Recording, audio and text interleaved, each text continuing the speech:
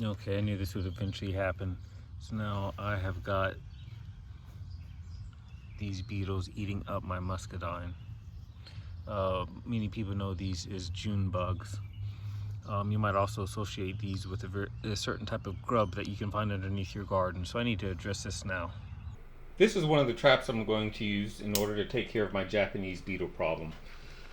So it's been a while since I've used one of these. Let me get it open. I won't be able to finish setting it up tonight, but I can go ahead and get started with putting it together.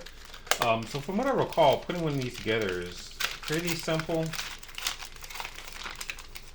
So these are the three primary pieces that I need to set up the trap.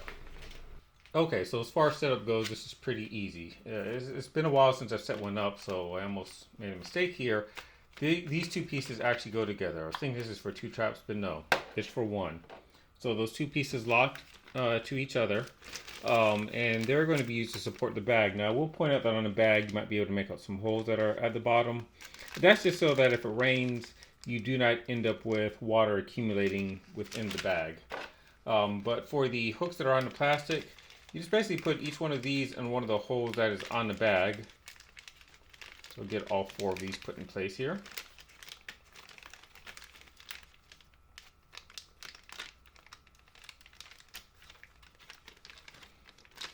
And so that will be how the bag will be hung. Now there's still the holes in the top. I can use this wire tie that came with it. Feed that through the hole.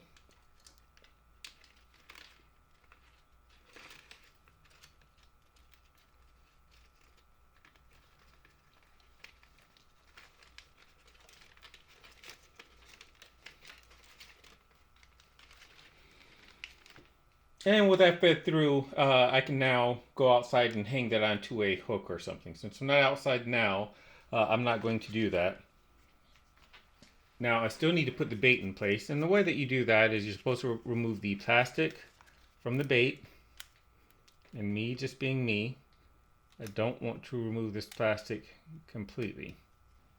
So you're supposed to take this completely off. I always leave mine just halfway on there. Um, and then the bait itself goes inside these slots that are in either side of these veins. So I can get it in here. There we go. Okay, so once it's in there, it's not going to go anywhere. And so the way this works is this will, of course, attract the beetles. They end up falling in a bag, and you can see that this is kind of funnel shaped. They end up down there at the bottom, and for some reason, they're not able to get back out of there. And they just end up baking in the sun once they get trapped in there.